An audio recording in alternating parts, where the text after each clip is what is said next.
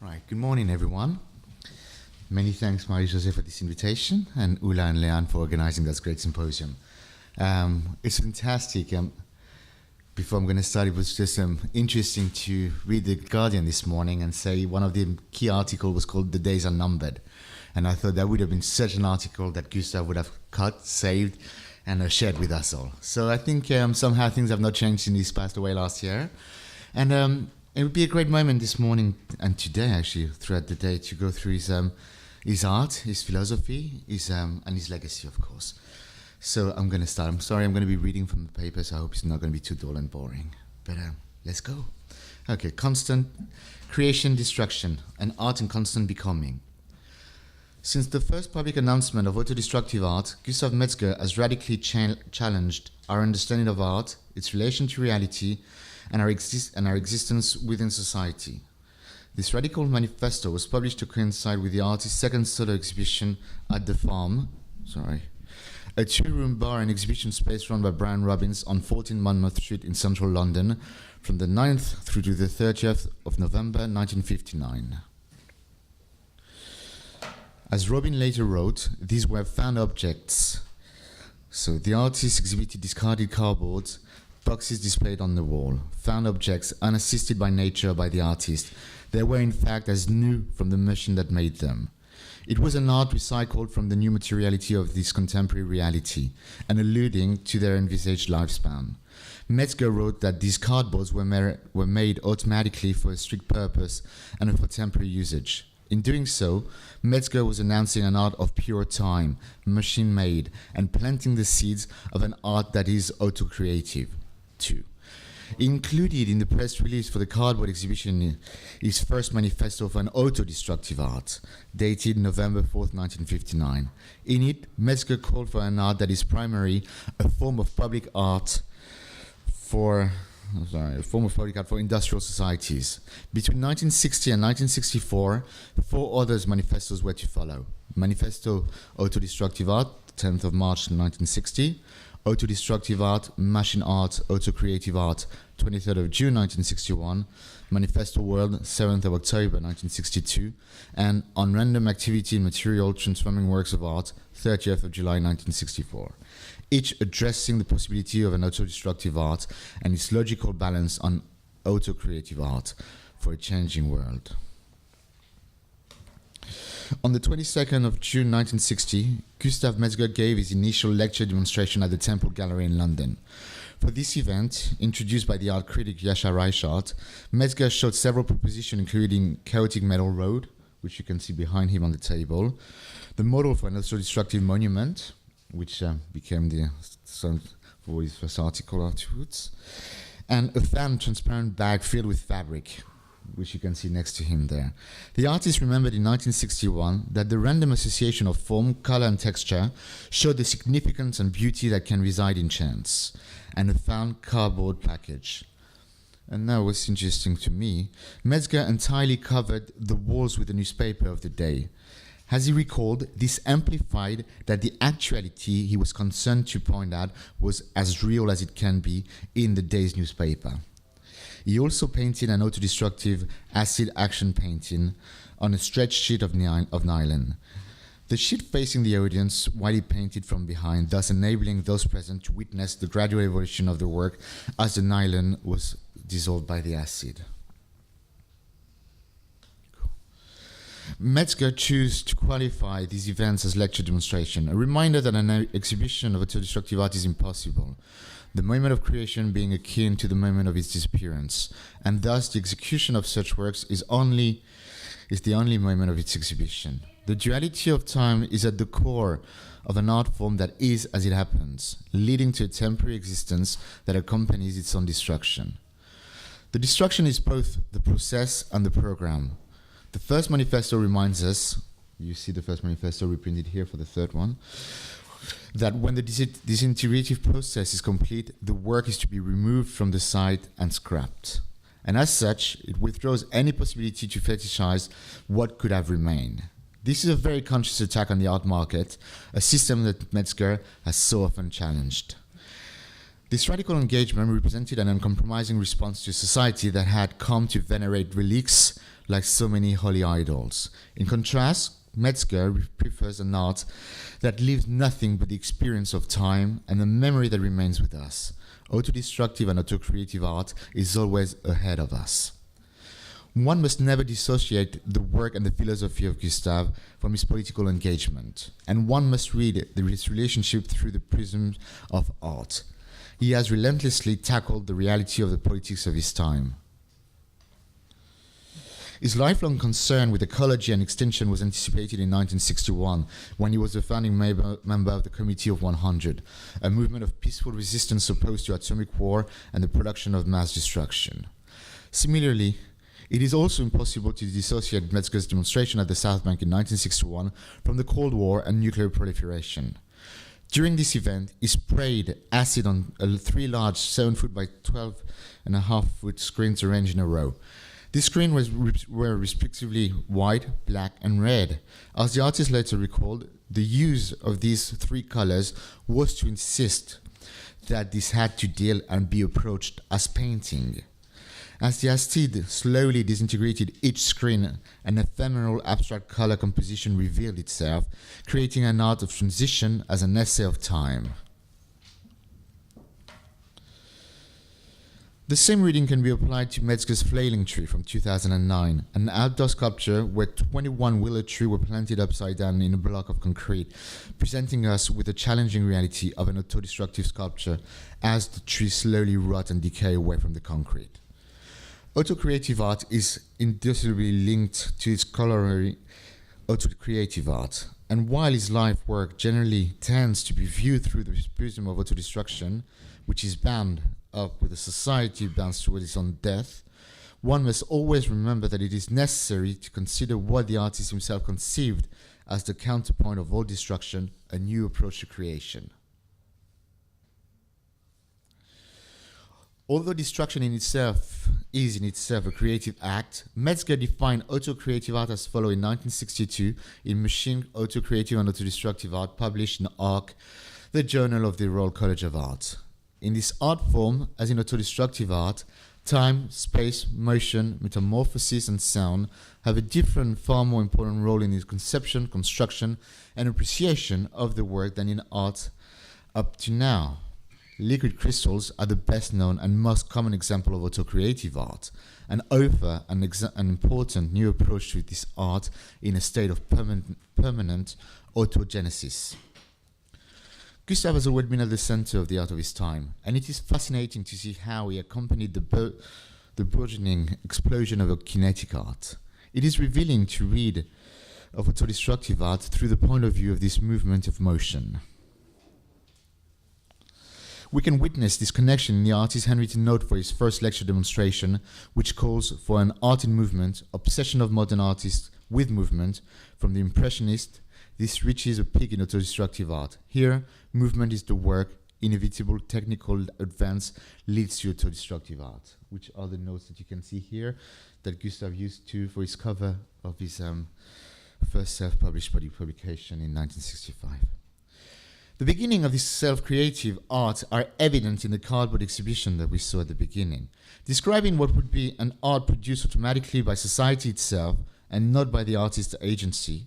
Metzger wrote in his third manifesto, Autodestructive Art, Mechanical Art, Auto-Creative Art, that certain machine-produced forms are the most perfect form of our period. In the evenings, some of the finest work of art produced are dumped on the street of Soho. These, as the artist remembered in 1996, corresponded to his white heat of technology phases. These forms created by society reminds us of the possibility of art that is self-engendering. This irresistibly brings to mind the work of David Mandala and his bubble machines. Writing in September 1964 issue of Signals, Metzger observed that Mandala has shown conclusively that random activity in material transforming art is capable of achieving not only the most complex form and motion, but also an aesthetic content of the highest order. This emphasis on the artwork as being in a state of permanent change also brings to mind the importance of kinetic art for Metzger, who championed it from its earliest day at the onset of the 1960s. Kinetic art opened deep vistas in Metzger's work, and particularly in his relations with movement and evolution, which we find at the heart of the radicalism embodied by autodestructive and autocreative art. Let us bear in mind that interpretations of Metzger's work need to engage with its changing society as well as the emerging artistic avant-garde. On January the 8th, 1966, at an evening autodestructive and autocreative art at Better Books in London, Metzger invited Frank Popper, whom he described as an eminent figure in the world of kinetic art. As Popper was introduced in the press release of the exhibition, to give a paper discussing kinetic art in regard to Metzger's own practice. During the talk that considered the tenuous link between destructive art and autocreative art and kinetic art on the personal, psychological, technical and aesthetic levels, Popper stated that artists or promoters of autodestruction like Gustav Metzger or Jean Tinguely are revolutionaries in the true sense of the word. They want to have done with an order of things whose original impulse has been dissipated and whose value have become pure repetition or outright dynamic refusal. Autodestructive and autocreative art is made within the moment. Gustav Metzger's art has often been envisaged through the prism of the destruction of the Holocaust, a disaster that the artist himself, but not for most of his family, only just survived. Yet, far from wanting to undermine this brutal reality and the horrors it inevitably left, one must look into this work with both the sense of historical time and that of present time. Metzger's art is not so much about the past, but works with the present, the now, and raises the question of the possibility of a better future. As the artist stated in 2015, we must become idealists or die. His research into science and art led him to autodestructive art, which enabled him to immediately conceive and conceptualize an autocreative form of art. One such example can be seen when Metzger began projecting light, first through ink and glycerin in 1965. Remembering an article on the qualities of liquid crystal written by James L. Ferguson and published in the volume 211, issue number 2 of the Scientific American magazine in August 1964, Metzger developed the technique of projecting light through liquid crystals as they were alternatively heated and cooled, thus generating random abstract color projections. This practice, since its first development in Better Books, became the central fixture of the New Year celebration of 1966 at the Roundhouse Concert Hall in London, where Metzger projected these over the bands such as The Cream, The Move, and The Who, thus paving the way to what would become a standard trope in psychedelia. This conception of the relation between science and art is fundamental to Metzger. The idea can already be found in his third manifesto from 1961, where the artist states that the immediate objective is the creation, with the aid of computers, of works of art whose movement are programmed and include self-regulation. The spectator, by means of electronic device, can have a direct bearing on the action of these works.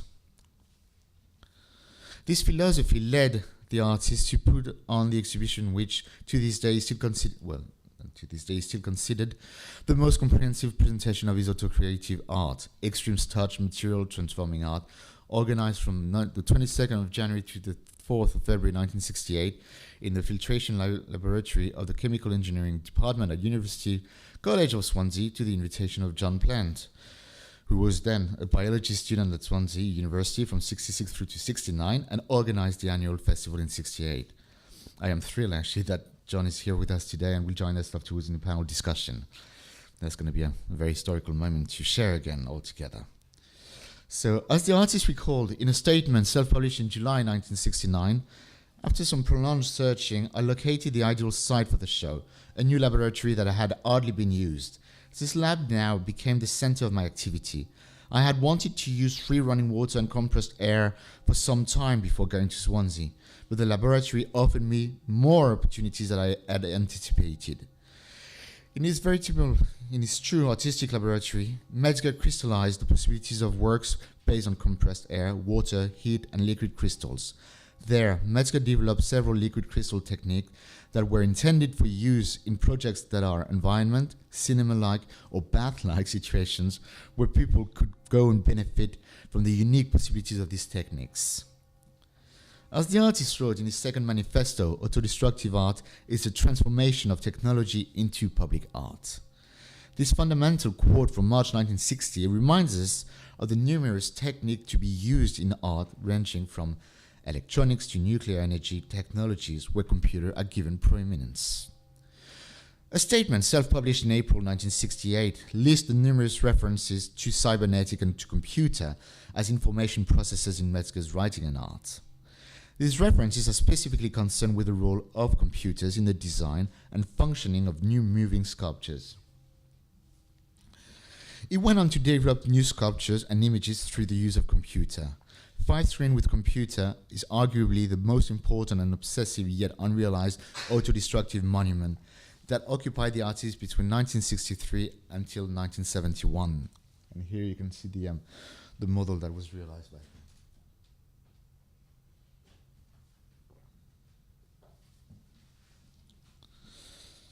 Excuse me. So the principle for this project was 5-screen made of stainless steel, each made up of thousands of identical elements that would, over a 10-year period, be ejected and make the sculpture disappear. Metzger wrote in 1971 in 5-screen with computer graphic aspects of a sculpture project that this was the most elaborate project that has ever emerged from the theory of autodestructive art. A major objective of the theory in this is the establishment of the closest possible relation between art, science, and technology. Tellingly, there was to be no ejection in the first year of the life of the project, a period for the screen to be manipulated to achieve effects that are analogous to music and dance. These performances can be programmed and performed automatically. It is also envisaged that a number of concerts will be arranged in the first year of the project where artists and specialists will be invited to play the screens. This approach to choreography and movement echoes how the artist realized his final painting at the end of the 1950s, when Metzger moved from painting to projecting acid on stretched nylon. When one looks at the gestures that were at the center of his practice, both through the marks made with the palette knives on the large steel plates and the marks applied with acid on the nylon painting, there is a continuity in the process and movement. Written in 1965 and published in his book Autodestructive Art, Metzger, the Architectural Association, the first of the 10 points that are necessary in the understanding and making of autodestructive art reads, number 1, autodestructive art is material that is undergoing a process of transformation in time. In designing a work, the artist sees these 3 factors as one. The artist could be compared to a choreographer. A choreographer orders bodies in position in space at certain times. Ideally, the spectator responds to the time material process factors as a unified experience. These are the words by Gustav. This brings us to the emphasis on the spectator in kinetic art. The spectator's participation seeks to establish a unity between man, nature, and the man-made environment. Ultimately, 2 choreographies are at the heart of the liquid crystal pieces: the chemical and the mechanical motion of the liquid crystals and the movement of the spectator as they negotiate with the artwork. And just on the side, so these 2 pictures here are photographs of the work that Gustav realized for his exhibition at the Museum of Contemporary Arts in Lyon in 2011. That I worked with him on that. I curated that show. And what was beautiful was his approach to choreography back then. There was a word that I was not aware that was so important to him until that very moment. And what was tellingly and very beautiful, there was inspiration between this work, which was the largest liquid crystal environment he created in his lifetime, that comprised of 7 screens. And he was, as he told me back then, really inspired by the tsunami and really wanted to recreate that effect with the projection and the choreography of the movement of the liquid crystals as they follow a motion which is very much theirs, the behavior of the liquid crystals, and nonetheless very much following also a process which is a program written by the artist as told to the technician. So there's a very interesting moment on how we can actually pre-program something to be random, which random being a word so important in Gustav lexicon. Okay, back to your boring reading. Sorry. So in 1970, Metzger proposed a series of plotted drawing, which I'm sure we're going to hear much more about through Lizzie later on. Drawings on the... Oh, actually, let's go. Here they are. Sorry, I beg your pardon. Drawings on photosensitive paper made with the help of a tracer using a program controlling light stylus. So 2 of these drawings were reproduced to accompany his text, New Ideas in Plotted Design, Construction and Output, which he published in 1970. And here you can find actually the 2. So that was the reproduction, and that here they are, the original drawings that he made back then. And what is really interesting about these 2 works is, what I love about these 2 works rather, is that the first one was made by a professor, Dr. Evans, and the second one he asked an artist to make it. So I love that notion of delegation also, that is to be seen and found in his work, but also a delegation which is truly attributed, totally attributed. So he really does state it is his work, but he's not making the work. These works, in true understanding of the artist's art and philosophy as championed since his first lecture demonstration and his call for a chemical revolution in art in 1965, resulted from possibility and chance, not fixed in its form and duration. And here was a beautiful other one, which was not reproduced back then, which, and you can see the front and the back of the light drawing here. And actually on the back, he explained how he made each of these lines. Oh, that was interesting. So, something to be studied again.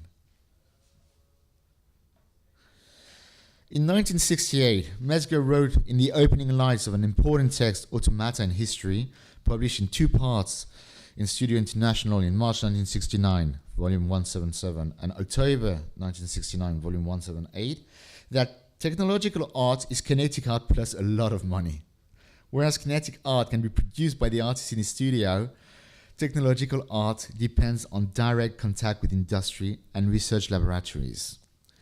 This thoroughly researched and composed text, accompanied with a dense iconography, considered the history of a work of art that is yet to be in constant motion and that sees the mechanization of an idea as its core. The form of auto-creative art is not fixed.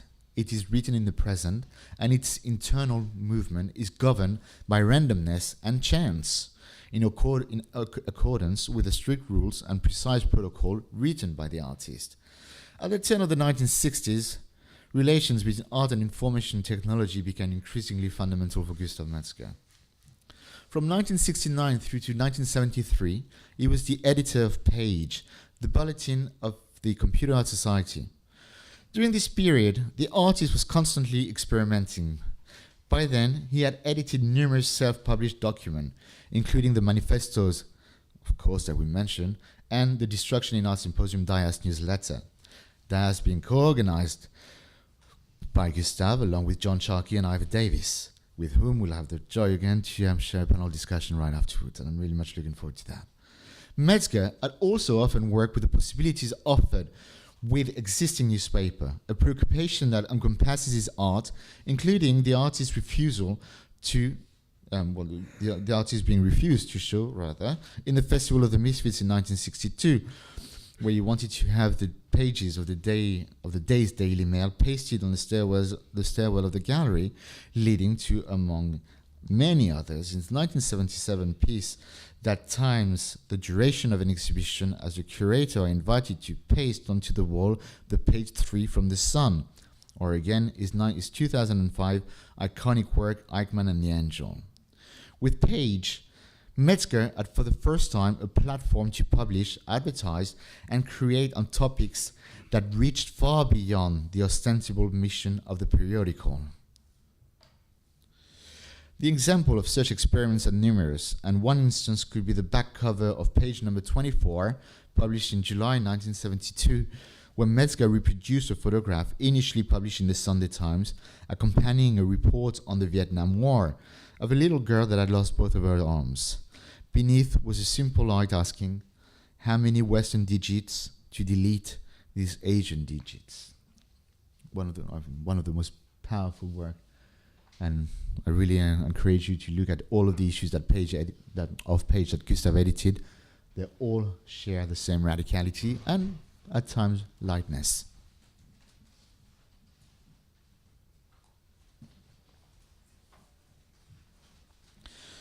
Gustav Metzger's understanding of auto-creative art must be linked with his relentless use of the press. Quite tellingly, when the artist self-published his first book, Autodestructive Art, a talk at the Architectural Association, he named his temporary publishing house Creation Destruction. And in the lines of his first lecture demonstration at the Temple Gallery, where he covered the wall with the day's newspaper, as we talked about, Metzger has often saw in the use and reuse of the press the means to generate a work of art in recycling the present itself, incarnated by the daily press. During the large group exhibition Art Spectrum at Alexandra Palace in August 1971, each day the artist went through the British National Press, selecting pages and cuttings which were pinned onto the four walls. These clippings were usually accompanied by a crisp critical comment written by the artist. Tellingly, as the artist wrote in his article from the City Pages and published in Studio International in December 1972, halfway through the exhibition, George Jackson was killed at St. Quentin's prison. An entire wall, the best place, was cleared of all of the material, and by the end of the show, that wall was filled with cuttings relating to that murder. Red roses from the rose garden at Alexandra Palace were placed against the center of the wall to reinforce the act of homage and protest. Again and as ever, Gustav Metzger's art, this is reality and this is now. A radical shift takes place in his art with the inclusion of an active intervention of the spectator. One of these first occurrences is to be found in Metzger's participation in 3 live situations at Gallery House in London in March and April 1972, to which we see here the back cover of the journal that was published back then. One of the 4 main pieces that he presented was titled Controlling Information from Below and was devoted to mass media. As the artist recalled, the objective was to encourage the visitor to take part in making cuttings from newspaper and filling them with the aim of building up a library of news cutting, which is such an indispensable aid to newspaper and other organizations. This led to the executive profile exhibition that took place in the concourse of the Institute of Contemporary Arts in London in November-December 1972. There, Metzger assembled a large collection of images of executive with typed comments, material dating from 1968 that came from the Time, the Observer, the Sunday Times, the Financial Times, Campaign, and the Director, and so on. The exhibition also featured an automatic photographic studio where visitors could affix their own image next to the comments on the exhibition. The participation of the spectator highlights Gustav Metzger's concern with the body in a time of radical challenges and changes in a physically threatening society. This concern led the artist in the mid-1990s to envisage and consider the bodily relationship that we experience with everyday imagery. A note written by Gustav Metzger in 1995 for what would become the concept of the historic photographs announces that if autodestructive art ends with nothing, with the historical photographs we begin with nothing. To experience the historic photographs, one has to crawl into, to walk into, to wait, and ultimately to engage with these profound and shocking pictures found in the mass medias. Throughout his ongoing and relentless engagement, Metzger has always focused on reality. His commitment is for a transient art, an art neither fixed in form nor professing ontological truth. In between destruction, creation, and an art mechanically produced art, also creative art generates itself following to the artist's choreography. Auto-creative art offers an approach to constant exhibition and revelation of time. It affirms the obvious relation between a work in constant expansion and its constantly evolving exhibition. Autodestructive and auto-creative art happen now and reminds us that art is yet to come. Thank you.